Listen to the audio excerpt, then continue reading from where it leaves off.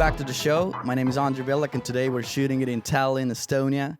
We have a very special guest over. You may recognize him from Luther, The Fallen Sun, from BBC's The Capture, Einar Kuusk. Welcome to the show. Einar Kuusk. Yeah, that's what I wanted to ask. I wanted to start off with the question, like, how do people pronounce your name in England? Usually Einar Kuusk or Einar Kuusk, but I tell them to just say Einar Kuusk. But it's kind of difficult for English-speaking people, I guess. Yeah, because I found it difficult as well. Like, I say now Andry Vildak, which is like the English way or like the foreign way. But whenever I say it in front of my Estonian friends, they're like laughing, like, Andry, like you're Andry, The thing is, when I tell them Einar, and they think my name starts with an A. So it's like A-N-A-R, which may sound like anal. So it's like, no, it's not anal. It's not anal. It's not anal. I just say Einar, just say Einar, just say whatever you want. Yeah. I just tell them, just say whatever you want. Okay, so let's delve right in and start from the very beginning. So can you tell the audience and me who you are and where you come from? Einar Kuusk, and I come from a small village in Estonia called Turja. I was born in Kuressaare in the Soviet Union. Okay, so that's on the biggest island we have in Estonia. Yeah, and I grew up on that island and in Sweden. In Sweden as well? Yeah, in Sweden, Stockholm and Eskilstuna. When did you go to Sweden? It's a long story, but my dad, he escaped the Soviet army to Sweden, and then my mom followed him. Okay. Because she was so much in love, so she followed him. And took you with? And took me you with. You had no choice. Yeah, it was like a big adventure. Yeah, and then she found him in Sweden, and then they got back together again, and then I lived in Sweden. Then my sister was born in Sweden. Okay. I lived there and in Estonia, so we traveled. But you don't consider yourself being Swedish at all? I have a Swedish passport. I have dual really? citizenship, yeah. Yeah, because I've seen on your spotlight your nationalities like Estonian and Swedish. You've stalked me on my spotlight? I've stalked you a lot, man, yeah. I've stalked you on your spotlight too. Oh, fuck, what did it say on my spotlight then? I don't remember. But yeah, so you... I just wanted to see if you're in like bigger movies than me. Yeah, not yet. So, to understand where you're at, we have to understand where you started from. So can you talk about your childhood and how did you first get into, acting and filmmaking? And I started making videos when I was 10 years old. With what? You know those old cameras that have like the big cassettes, not the mini DV cassettes, but the big ones? My mom was getting married. The guy who she was getting married to had this big camera. It was new back then. It was like, the latest thing. We started making like parodies of movies and stuff. You already had some interest in making films, or it was just like a toy for you at first and you kind of just played around with it? It was like a toy at first, but then when I hit record and like I started recording stuff, I like instantly fell in love with the art. Because it was so mind-blowing for me, because I saw movies on TV and in the cinemas, but I never recorded anything myself. I was like 9 or 10. And I started recording for the first time, and it was mind-blowing to me that you could like record space and time. It's like I call my production company now Time Chamber Films. Okay. So for me, like making movies is like you record time and space into like this bubble. Like and you can change it. You can kind of and you can record something. You can cut it around. You can change it, manipulate it, and it's like infinite. It's always going to be there. Whatever story you created, it's always going to be there, just the way you created it. Yeah. For me, that was so mind-blowing that I can like create my own world, and I started like I turned the camera to myself, started making faces and stuff. And then the first time I started editing, or I tried like cutting together stuff was with my aunt's phone. It was one of the first phones that filmed a video for like maybe 10 seconds, really shitty video. And then, but you could also like, you could film and then you could press pause. It's like TikTok now, Yeah, it was like the original TikTok. Exactly. So that was interesting because that was the first time I realized you can like cut piece clips together and how you do that. And then it was like, it kind of like opened my mind to the world of filmmaking. Do you remember what was your like first kind of thing that you shot and cut together? When I grabbed my aunt's phone and I started shooting my face, doing faces, like different faces, and I did a face, hit pause, did another stupid face, hit pause, and then it started playing. It was like, it's like weird faces, and that was the first one. And then I made the same video, basically the same video on YouTube when YouTube came out, 2005, 2006. I made my first YouTube video was also making faces. Okay, so you recreated what you had done before. Yeah, on the phone. Yeah. Did you start getting like a fan base as well back in the day? Because I would imagine that not many people would do that, especially when you're from like an island like this. Yeah. I started getting the fan base when I started making videos on Tom Green's website, tomgreen.com. Okay. Yeah. Those of you who don't know, Tom Green I think he made the first internet live show. Oh yeah. And the first kind of like podcast. And Joe Rogan actually got inspired by Tom Green to make his podcast because he was one of the guests on Tom Green's show. He was like mind blown when he saw the equipment and this thing that he built. So Tom Green had a website where he hosted his own like videos. Was it kind of like his own YouTube, or was it only his own videos? It was his website with his videos. He had a blog. His blog was like a blog that he posted, but then people could also reply to him. Okay, it was like he made up his own system. He created this like platform where you could register, you can make an account, and you could also post your own blog, your own posts, and your own videos. Yeah, but how did you find out about that? I think it just popped up because I was such a big fan of Tom Green. Okay. He was my like inspiration. Like I recognized my humor in Tom Green. Like I was like, that guy gets it. Like he was the only comedian I was like, that guy is like me. Like like I have the same kind of. So that was like kind of your. I guess being in Estonia, it's so hard to have like a roadmap to where you want to get. But so Tom Green was the person that kind of inspired you. Like you knew that was a destination. Yeah, because I saw exactly because I saw that he was successful with the weird shit that he was doing. Yeah, so I can be successful doing weird shit as well, right? So yeah, actually that's interesting because I've never thought of it like that. Maybe if Tom Green wouldn't have been there, I wouldn't have, like expressed myself in that way because I would have thought people thought that humor was weird or like I'm weirdo. But because Tom Green was successful doing weird shit, I was like, he kind of proved that you can do that, and there are people who watch. So. Yeah, I mean, I got inspired, started making my own stuff, and then posted them on his site, and he started showing them on his live show. Okay, yeah. How was that moment? Because you said that, you were a fan already. Yeah, and I called him on his live show. Okay. I still have that clip online where I called him the first time, and he was like, "Hey, Einar, we talk on the blog all the time. How you doing, man?" How was the call? I was so nervous. Like I waited till 7 a.m. because of the time difference. Okay. So it was 7 a.m. in Estonia. And it was like 8 p.m. over there in LA or something. I don't remember exact time, but and then I called him. I was so nervous, and I started trolling him. But they didn't. They didn't realize I was trolling at first. Okay. I think the guest realized, but Tom was like, I'm not sure if he's trolling or if he's just a weirdo or like what's going on here. Yeah. And it was funny. Yeah, we started talking about Estonian potatoes and shit. Because I can imagine, when you get the opportunity to have the phone call, with your idol, that's kind of like a good moment to like pitch yourself. Exactly. But I feel like sometimes we get those opportunities when we're not ready for them, I think that trolling was my pitch to him to show that we're the same. But he didn't get it. But he didn't quite get it. He was like, is he trolling or like what the fuck is up with this guy? Yeah. But I think he realized in the end, you can see in the video where I call him, he realizes in the end when I think he started talking about shitting your pants. Like I asked the question, have you ever shit in your pants? Okay. And then he realized I was trolling and I was, being, trying to be funny. And he went with it and they started talking about, it was like a 5-minute conversation between him and his guest about shitting their pants, which was like, that made my fucking life. I was like, Tom Green is talking about shitting his pants because of me with his guest. I was so happy. Yeah, one of your, one of the videos that most Estonian people know, I guess, is, you walking up to random people on the street and asking, like, when was the last time you took a shit? Yeah. So was that kind of before that, or you made up the joke on Tom Green's live and then you just made a video about it? I think I just like shit jokes. Okay. And then you started uploading on YouTube as well.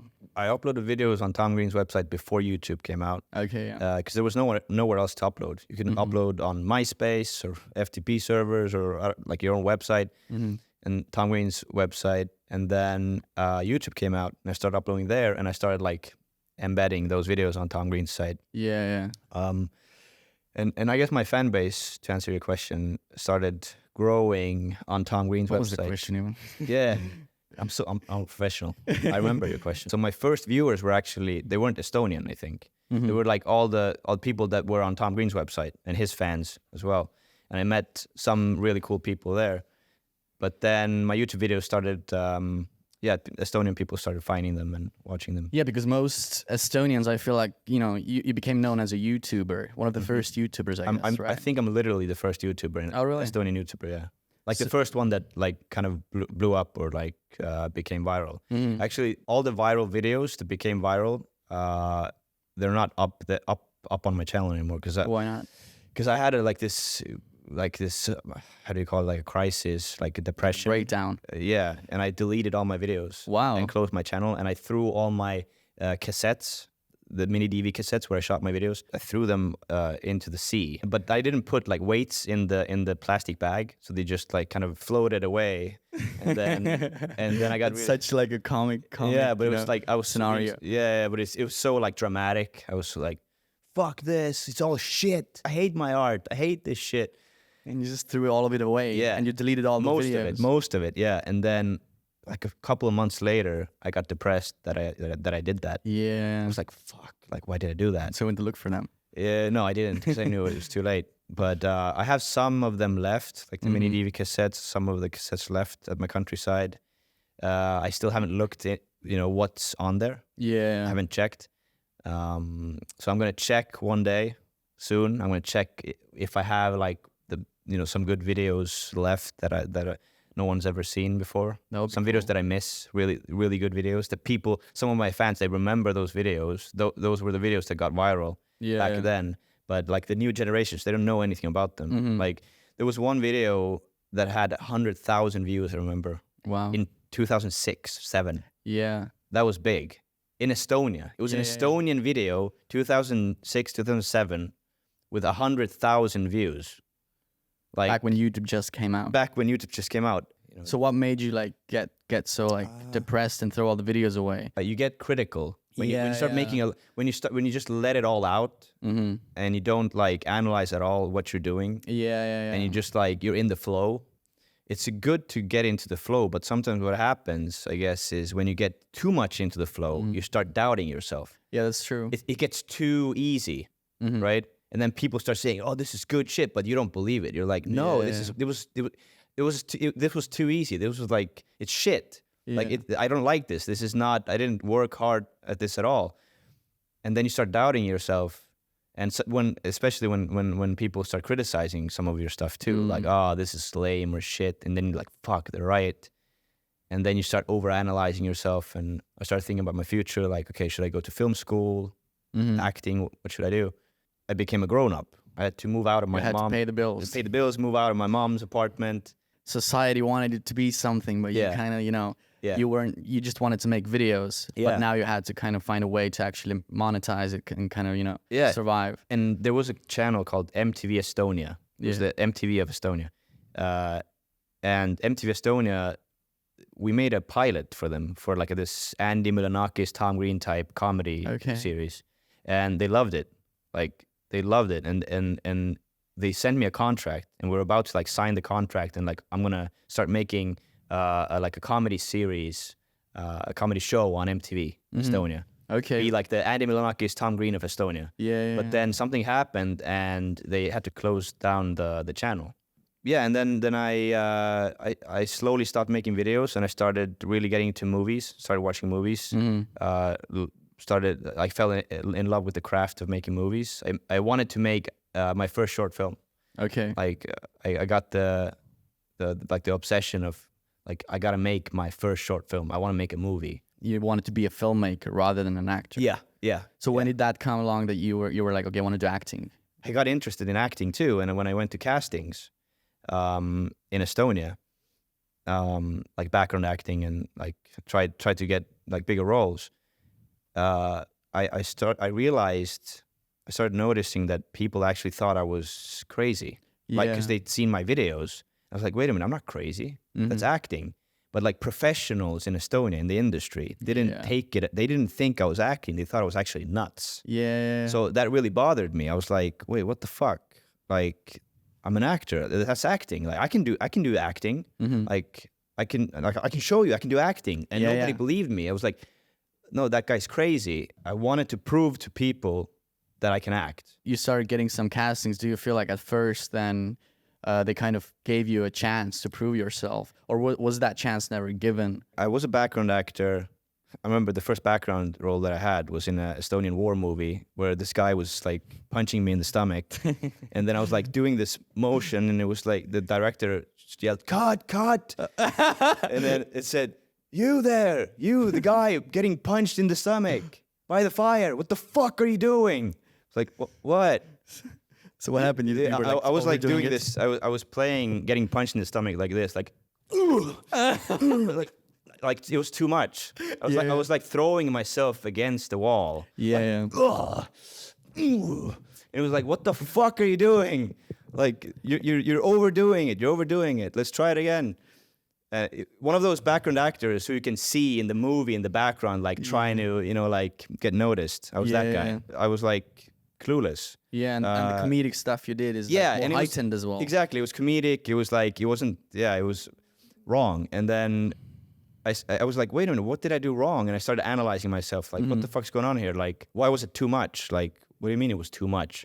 Okay, so in Estonia you realized it was too difficult to get into the industry, and then you bought a one-way ticket to Los Angeles. What exactly was your plan? Kicking down doors. So you were just so frustrated here, and you were like, I need to go to where movies are made. And... Exactly. Thank you for reminding me, because I started thinking, like, what happened afterwards? Like, I don't remember my own life. Because I got frustrated here. I didn't get any parts. No one took me seriously, and then I got the fuck out of here. I went to LA to try to kick down doors. Live the crazy life there. I think I'm gonna write a book or a movie about that one day. I just flew there and I just started like asking people like, how do you do this? What should I do? And started making calls. And the first time I went to LA, like, what did I even do there? Because I went there 4 times or something. So because you recorded like a YouTube series about it. I'm going to Hollywood. Yeah. And I guess, the first time I went, I didn't really get anywhere. I think it just... Oh, no, I did. I did some prank videos. I did some videos, and I did go to a couple of castings, I remember now. Really? So how did you get those one casting. Online somewhere, like backstage or something. Okay, yeah. And then, I went to 1 or 2 castings. I remember I failed horribly. One of them was like a commercial or something. Yeah, and I remember the faces, like they were sitting there like, who the fuck is this guy doing? And like, because I remember that it was like this awkward vibe, like they got nervous and this guy's shit, get him out of here. Yeah. So I tried a couple of those. I failed. I tried to get an agent, failed. No one, because if you don't have permission to like work, if you don't have a visa or anything, you can't. They don't work with you. So, and that was really hard for me to get because I didn't have money to get a lawyer or whatever. So you went on a tourist visa at first? Yeah, tourist visa, 3 months. Every time I went there, I think I've been to LA 4 times. I went with the tourist visa. Okay, but when you went the first time and you started doing you did some castings, or one casting at least. Then you made some YouTube videos that got relatively good amount of views, right?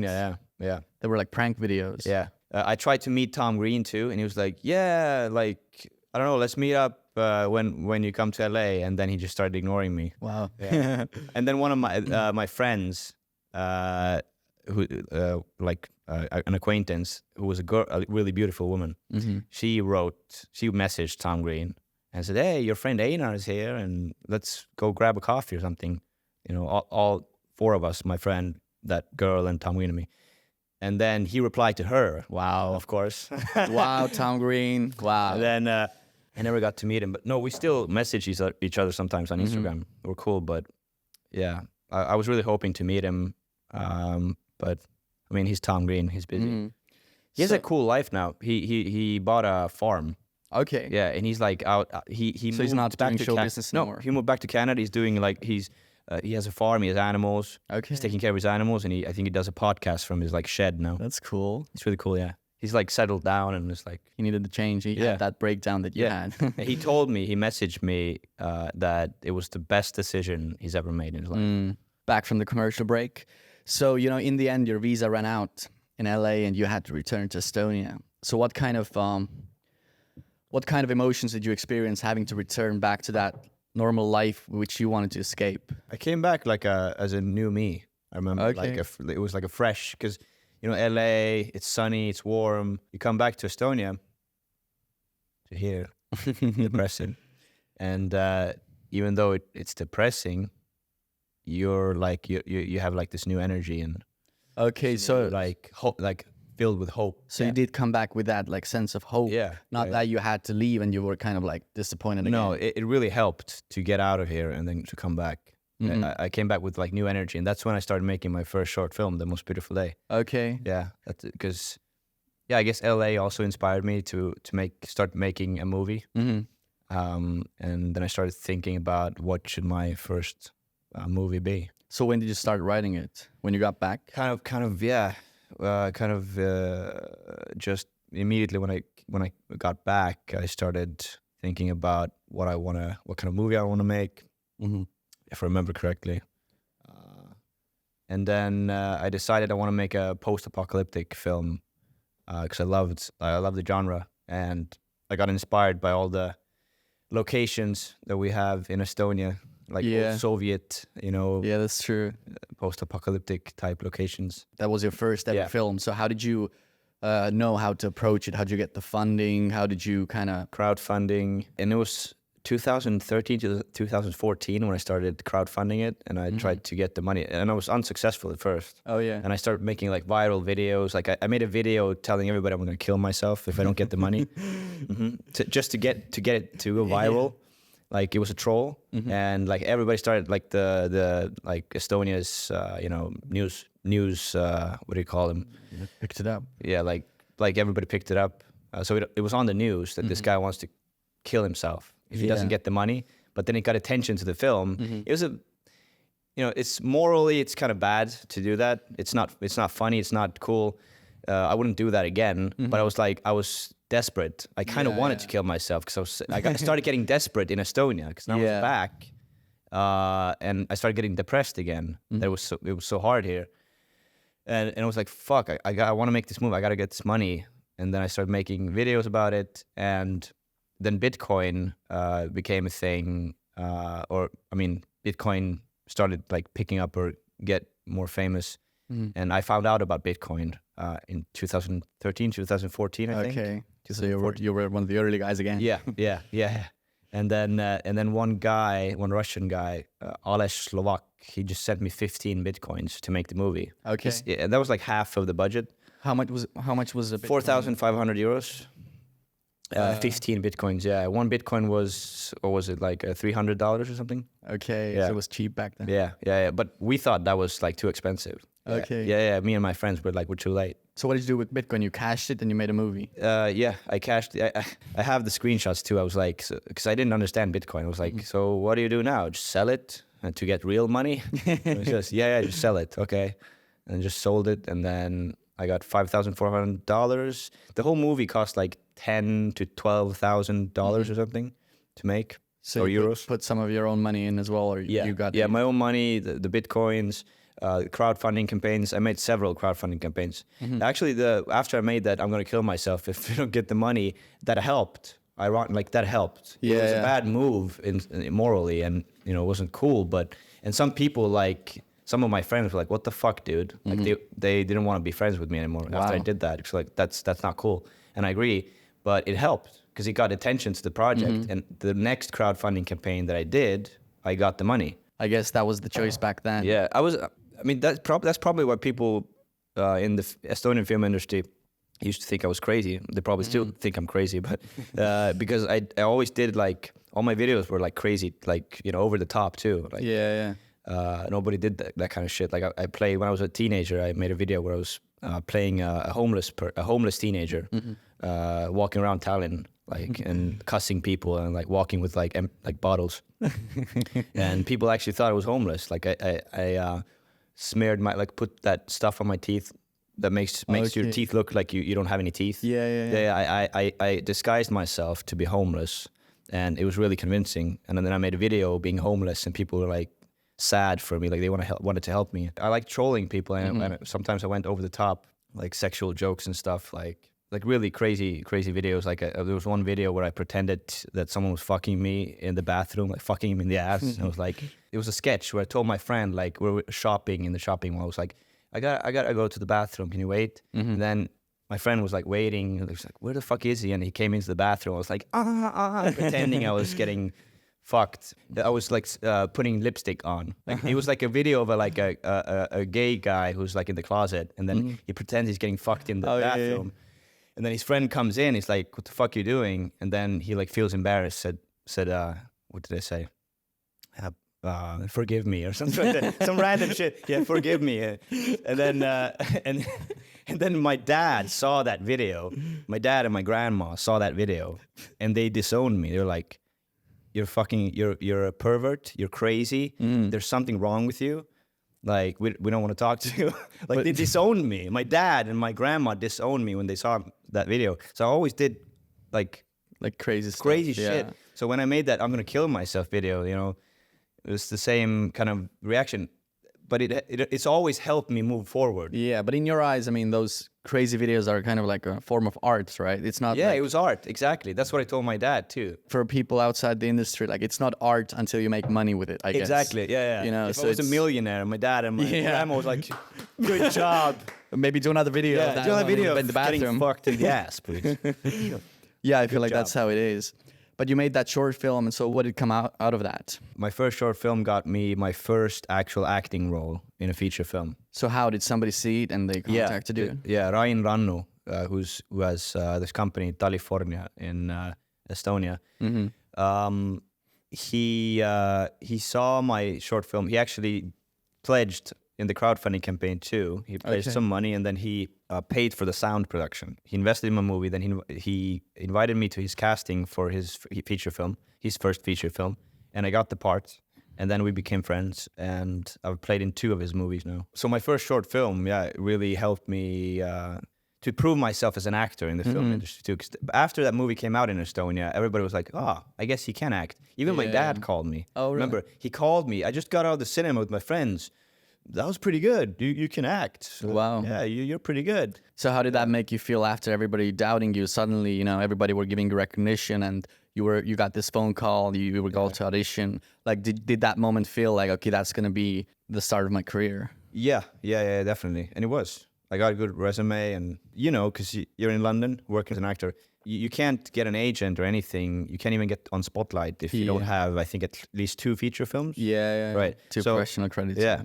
So that was like the really important, the first, you know, credit that I needed to, and then I just needed one more, and I was golden. I could start to grind as an actor. So the film was called Chasing Ponies, right? The first Chasing one. Ponies in English. And it was filmed not only in Estonia but in LA. In as LA well. too, yeah. So that was, I think, my 2nd or 3rd time going to LA. So that must be like a surreal moment that, you know, you're trying so hard, getting nowhere, and then suddenly they're flying you to Los Angeles to film a movie. Yeah. So can you talk about it? Like, how was the process of making that film? I love LA. Like, LA is one of my favorite places. Yeah. It's a Same. I've been once, but really? It's crazy.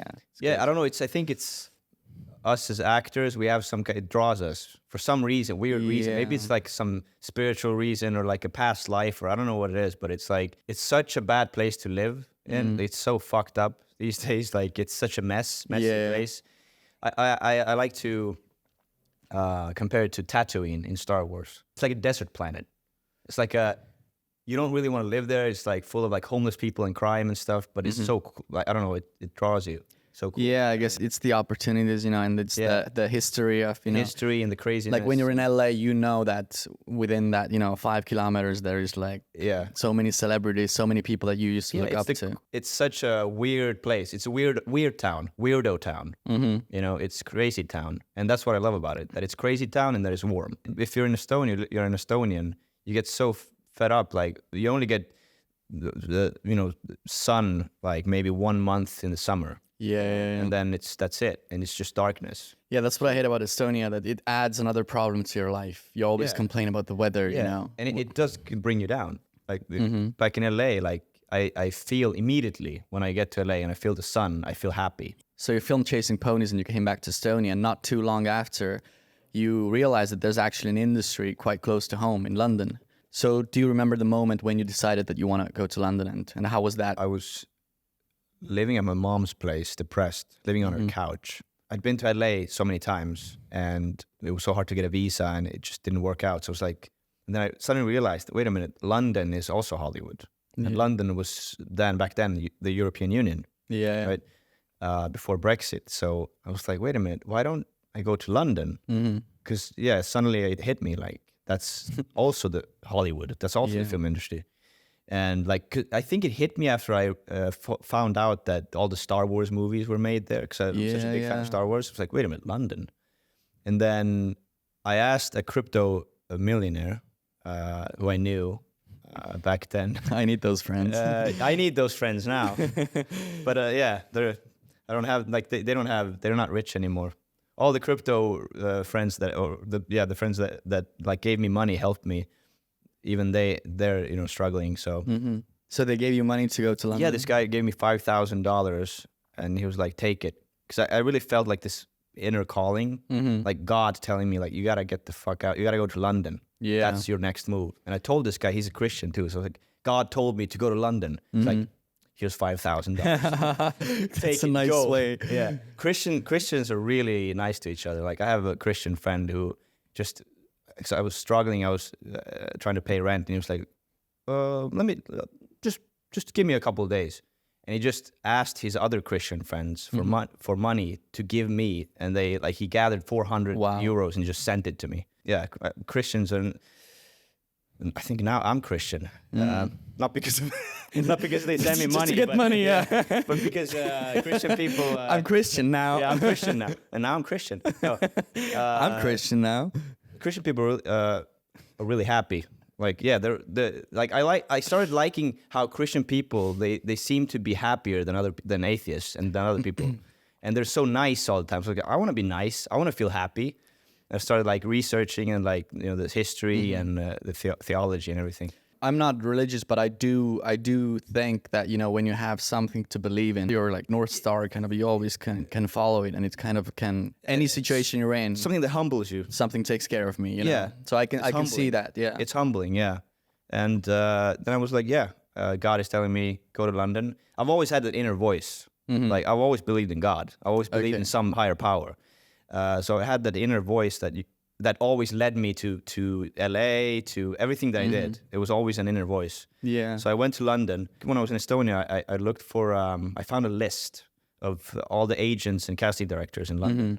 And then I just started emailing them. But they told me, you got to be in London. We don't, deal with people who like write to us from some Eastern European country. Yeah. You got to be here if you're a serious actor. You got to be in London, and then we can talk to you. So I went to London and then started contacting all the agents and casting directors. And then two of them replied, two agencies. One of them was like, I think it was either a scam or some weirdo. I don't know. It was weird. Yeah. I think they had a website, but then when we had to meet, they didn't show up. When I went back to the website, it was offline. Like it didn't exist or something. And I couldn't get in touch with them anymore. It was like a closed number. I don't know who that was, why they wanted to meet, but it was like a weird thing. And then the other agent was Adam Leonard Burns from Revolution Talent, and he's been my agent ever since. That's cool. I remember when I moved to London and I got my first agency and kind of first like audition, and one of the very first auditions was like for a lead role in a Netflix film with really co-written by like Daniel Kaluuya and stuff. And I was like, there is an opportunity here. You're at the right place. Yeah, exactly. Yeah. So do you remember your first audition, and what was your kind of? My first audition was something that I found on like backstage or something, and then that was like maybe not, I'm not sure if it was a student thing, but it was like a commercial or something. Yeah, low budget. But then my first like actual audition that I got through my agent was I think it was The Capture. I think it was either like the second or third or something, but it was one of the first. Okay, it was The Capture. So BBC's The Capture, and I got it. So I had the same experience as you. I was like, I've been trying to become an actor in Estonia for like 10 years, and I come to London and I get a role with Ron Perlman in a BBC series in like a matter of 2 months. Yeah, that's so I had crazy. the same like, this is the place. So how was that audition process? Like, what was what went through your mind when you got the call that, yeah, you booked the part? The first call that I got from my agent, it's always like, so we're in talks. Yeah. You're like penned or whatever. It's not 100% yet. And then my agent, I remember he said, so I can tell you who's playing in it, because at first he couldn't tell me. Just to tease you a little bit. Yeah, it's Ron Perlman. And then he like waited for my reaction. It's like a big pause. So I was like, okay. Because I didn't, at that moment, I didn't remember who Ron Perlman was. Yeah. I didn't remember his name. I guess he's one of those guys that you know the face, but yeah, you know the face, but I didn't, I just forgot his name, right? Yeah, Ron Perlman. Yeah. So what? So like, okay. It's like, did you hear me? Ron Perlman is in this series. It's like, oh, awesome. But I didn't remember who it was, so I just like played along. And then later I Googled him, and I was like, oh fuck, it's Hellboy. Well, yeah. I'm gonna be okay, Hellboy, right? So I started like praying, like I gotta get this part. Like this is my chance. Ron Perlman. I love him as an actor. Yeah. And then I got it. Yeah. And yeah. And how was the experience on set? It was surreal. The first time I met Ron Perlman, or I saw him, I didn't actually see him. I heard him. He has such a recognizable voice. Yeah. I heard the footsteps. I heard the footsteps and his voice in makeup. All right, Gene, see you soon. Like I instantly like recognized his voice, and I turned my head. I was like, holy shit, that's Ron Perlman. That's Hellboy. Yeah. And then I saw his shadow, from around the corner. Very cinematic entrance. Yeah. Very ominous too, like footsteps. And he walks like a gorilla, like kind of like his back is hunched and he walks like this. Yeah, he's a big dude. He's big, but he looks shorter because he's kind of hunched or like walks kind of like a gorilla. So he came from around the corner and was like waiting. He was like, Ron Perlman is about to. I'm about to see Ron Perlman in real life. And then he appeared. It was pretty surreal. Yeah, he looked at me. He was like, "Hey, how you doing?" I was like, "Hi." See you on set. All right. Yeah. And yeah, that was cool. And then on set, I hung out with him and Famke Janssen and all the other actors for like a week. And Ron always, he made like these perverted jokes. Like he was like, the director showed him something. Like there was like a computer screens. And the director was like, yeah, so there's going to be like computer screens here. You have the hackers. Einar is one of the hackers. He's on your team. Yeah, I know that. I know him. I've met him. Yeah. So and then Ron said, so what's going to be on this screen? Hardcore porn, some bukkake action or something. What's going to be on? And everybody was like, the fuck? And I remember no one laughed. I was like, ha, ha. It's like I just laughed out loud. Because it's your type of humor. Yeah, it's my type of humor. It's like, that was funny. Everybody else was weirded out. And that made me like feel so, I was like, what the fuck? Like everybody had like a stick up their ass. And then he just kept doing it. Everybody's like all serious. Yeah, Ron, yeah. And then, yeah, like Ron, like bukkake, like Japanese, like joking, come on her face. And he just kept going, He didn't stop. And it was so weird. Like people just, no one laughed at his jokes. I was the only one laughing. Like he made jokes at the end. He was like on the other side of the room. Yeah. The actor was like saying something to him, and I heard him make like weird jokes, and I was like laughing at the other end of the room. And then they looked at me like, and I saw Ron was like, yeah, at least there's like one person, at least that guy, I guess we kind of connected. Yeah, I guess it must be like a tricky situation because it's like, you want to laugh because it's Ron Perlman, but at the same time it's like very inappropriate jokes. Yeah. He went kind of crazy with his jokes. I loved it. He was always sleeping on set. He sat on my chair that I was supposed to act in on the computer, and he sat there. And I sat on the chair next to him, and he was always like just sleeping like this, and just like looked around to see if anybody like noticed he was like falling asleep. And then he walked off set one moment. I remember. I think the director told me, okay, so take half an hour or whatever. They had to fix like a shot or something, and then Ron said, yeah, I'm gonna go to my trailer and jerk off. Again, I was like, ha, ha, ha, that's funny. It was like, what the fuck? So you moved back to Estonia because you saw there was no point living in London, and then you got an audition for Luther the Fallen Sun. So how did that come along? Was it a self-tape, right? It wasn't that that I saw that there was no point in being London, but I just ran out of money. Like I would have, and also I became kind of lonely because I didn't have like friends there, like like real friends, and it was. So how did you pass your time? Like on my computer, like jerking off to bukkake, playing games, like live streaming on my channel and stuff. But I ran out of money and I came back to Estonia, and then luckily my agent was cool with me doing like self tapes while I was in Estonia.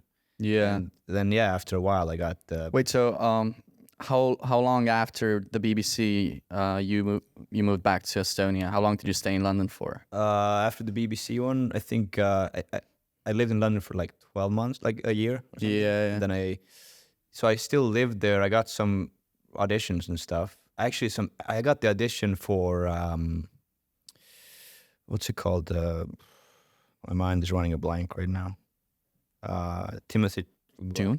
Dune. Yeah, I got the audition for Dune. Oh, yeah. What part? I was auditioning for the part of the guy who was like the right-hand man for the big fat guy, like in that Liquid. Stellan Skarsgård? Yeah. The guy who was like his right-hand man, who was like reporting to him. Oh, yeah, I remember. That guy. Yeah. And that actor, whose name I can't remember right now, is really, really good. I love that actor, but can't remember his name. I auditioned for his part. Okay. And that audition was really bad. Like, that was awful. That was one of my worst experiences, and it wasn't my fault.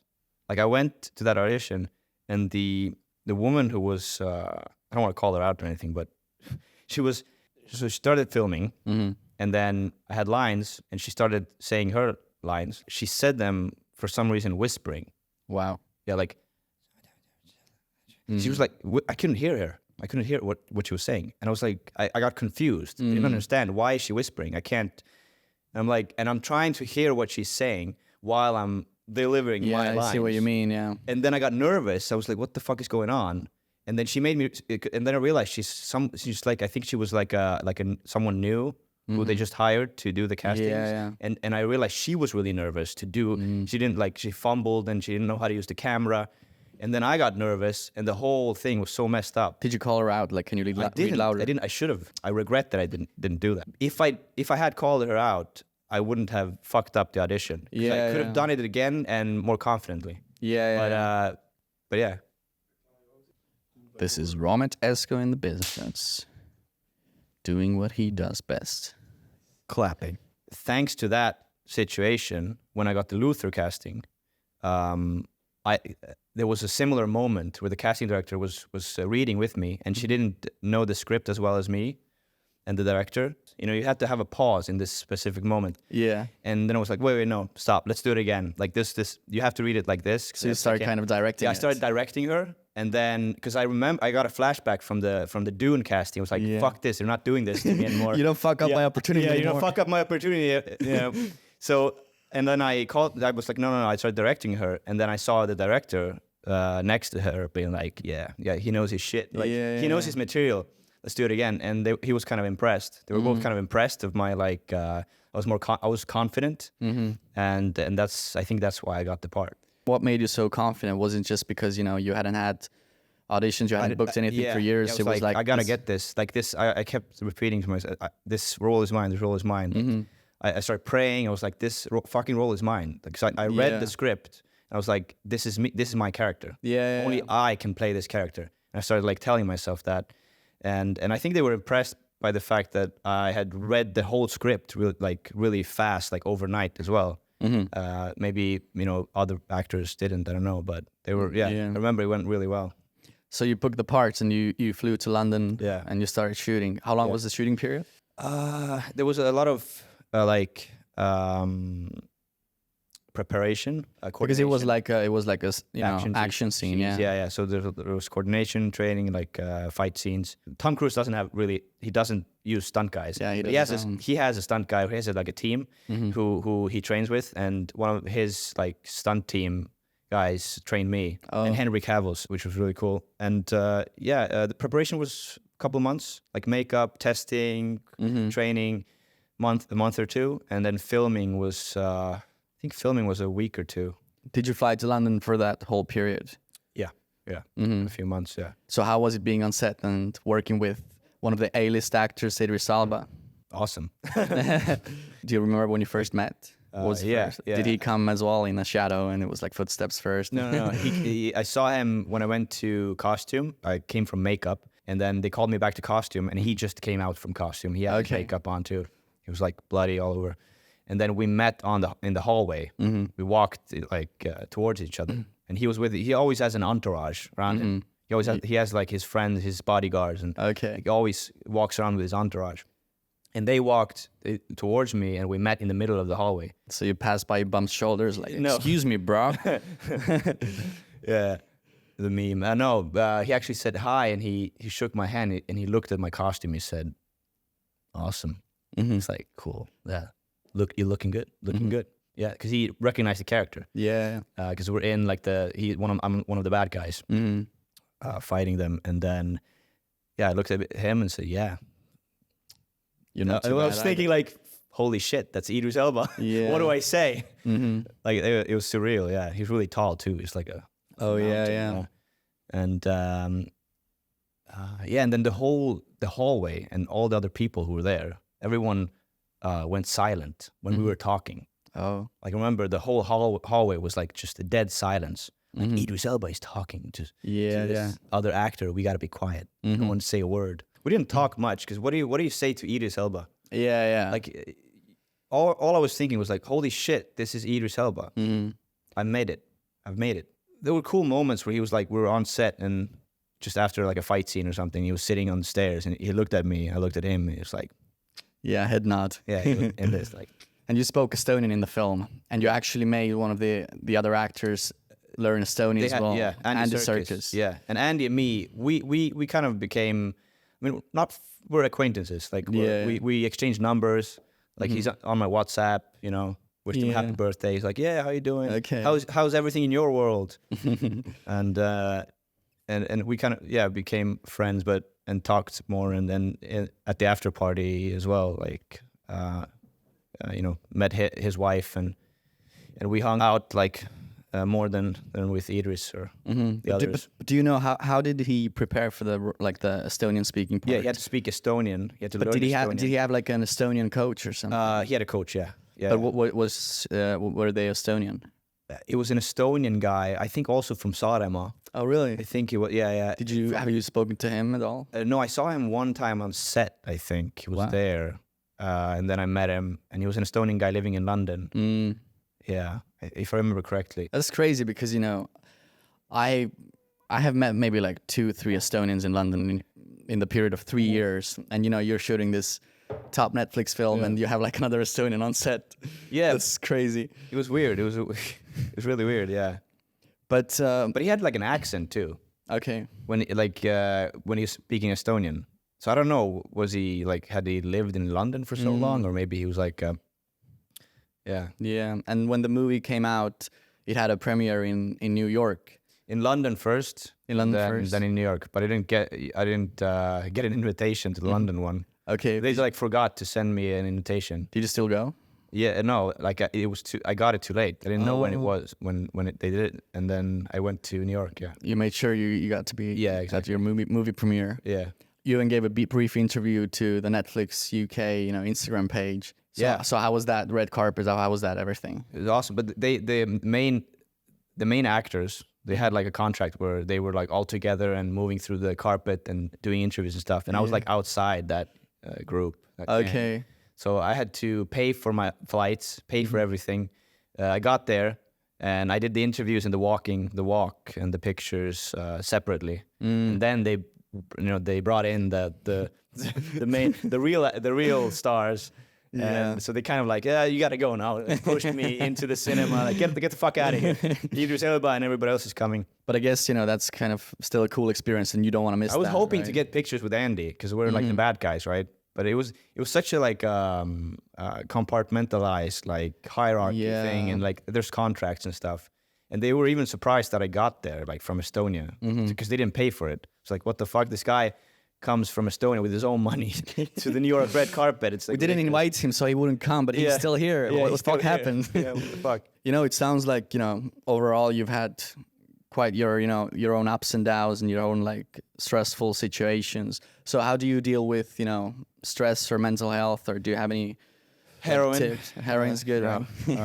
Because you said, you know, you threw all your videos into the sea, like what action have you taken to kind of, you know, keep yourself like level-headed and kind of... I bite my nails a lot. Okay. I used to walk in my sleep a lot and like have panic attacks. But I've found ways to deal with that, and I don't know. I've tried breathing exercises. Does it work? Kind of. I guess maybe I don't. That's a good question, because maybe I don't deal with my stress enough. Maybe I should. It's a challenging profession, you know. I kind of try to just ignore it. You know, I drink sometimes, you know, just to like fucking let the steam out. Or kill the stress, you know. Yeah, I guess not good. I guess most people just, you know, let out the steam once in a while, and that's it. They keep going. Do you want me to be honest? Yeah. The only thing that helped me manage my stress, manage my panic attacks, and my sleepwalking and stuff was Jesus. Okay. I'm not joking. Yeah. I started praying to Jesus, and it worked. So I don't know why or how. I mean, I can guess why. I know the lore, but it's crazy. Like, it works. So that's been helping. I guess if it helps, then that's the right direction, right? Yeah. You know, and also in this profession, we sometimes need to juggle side jobs because, you know, it's not always financially worth it to be an actor, right? So what kind of side jobs have you done in your life? I've washed dishes, flipped burgers, been a janitor. Yeah, it's hard. And normal, like, people who don't, like, there's different kinds of people. There's people who like going to, like, work, like a job, like a normal, so-called normal job. And they like that stability. But then there's people who are like really passionate about some craft and they just want to make money doing that. I guess some people are also more accepting, you know, they accept the standard life path that, you know, I need to get a job that I hate, but that's fine. They have more discipline, I think. Yeah. Artists or artistic people, we have to learn discipline. We have to suck it up, buttercup, and like do what we have to do to stay afloat. But wouldn't choose anything else. Yeah. Haven't been working as an actor for, you know, maybe like a few months, but at least I'm an actor, you know, I could say that. That's what we love. As long as you're on the grind, as long as you're hustling and trying to get somewhere with your passion, it's good. Like, you still need to do that, but sometimes you need to suck it up and go get a part-time job or something. Yeah. In my eyes, your story is one of the best success stories in Estonia, in terms of like actors, I think. What do you feel was the biggest challenge for you in your journey so far? In my journey, the biggest challenge is paying my rent and having money to eat. Okay. I fucked it up because I got a lot of money from Luther. Yeah. And then I bought shit coins. I tried to become a millionaire overnight. And I bought some scam coin and I lost it all. So I fucked it up. I fucked my opportunity to actually fix my life, you know, so I'm back in square one, basically. Yeah, but I mean, it could have also gone the other way and you could have been a millionaire or whatever. And yeah, I guess I had to learn that lesson. Yeah. Don't buy shit coins, or if you do, don't put like all of your Netflix salary into it. So where do you think this journey will take you? Where do you see yourself in 10 years? Making movies, acting, making my own movies. I want to make Estonia's first zombie movie and first real horror movie. Are you currently working on something? The scripts are finished. I want to make a short film and a feature film. Okay. And it's the short film is, because the whole project, it's my adaptation and remake of Night of the Living Dead, but in Estonian. Yeah. And the short film is like a prequel of that, which is an original story, and then the feature is like a remake of Night of the Living Dead. So the scripts are finished, and I'm waiting for a producer to finish reading them right now.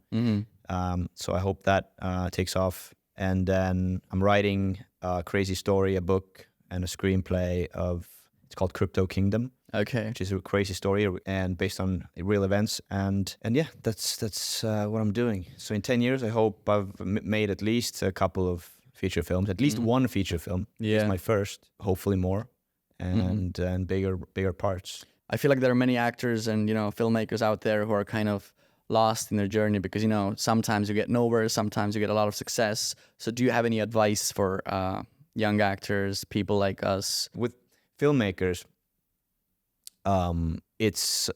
there's more room to prove yourself, because when you're an actor, there's only like one way. You have to find like the agents and you have to get into the industry and prove yourself. But if you're a director or a filmmaker, you can make a movie in your home. You know, Paranormal Activity or whatever. You can just shoot something if you have a good idea and you have talent, and you just shoot something and you prove yourself that way. Like there's so much room to play. As a filmmaker, you have more in your hands. Yeah. As an actor, you depend so much more on others. Exactly. When you're an actor, you depend on someone else. You always depend on someone else. Someone whispering the lines, you know, in an audition. And just sit there waiting for the call, you know, the email. And for me, it's bullshit. Like I can't take that. Like I can't wait for somebody else to like have a finger on my pulse or my, you know, my destiny. Like that's why maybe I want to focus more on my own movies, because I want to make movies. I want to be on set. I can't wait for somebody else, you know, to find me work. I have to create my own work. Yeah. So I have to have that control in a sense. Yeah, that's why I started the podcast as well. I just wanted to have a control of something in my life that would, you know. To move on to. Yeah, exactly. Yeah, I think that's a good note to end with. That's a wrap. Thanks a lot for coming on the show, Einar. I really enjoyed having you as a guest. I think we had some great content here. And to the people watching, listening, wherever you are, I hope you enjoyed it as well. Thanks a lot for coming on the show. Great conversation. Thanks for inviting me. Thanks. God bless. Who went to the toilet? Einar, did you take a shit in there? Einar, you gotta clean this up.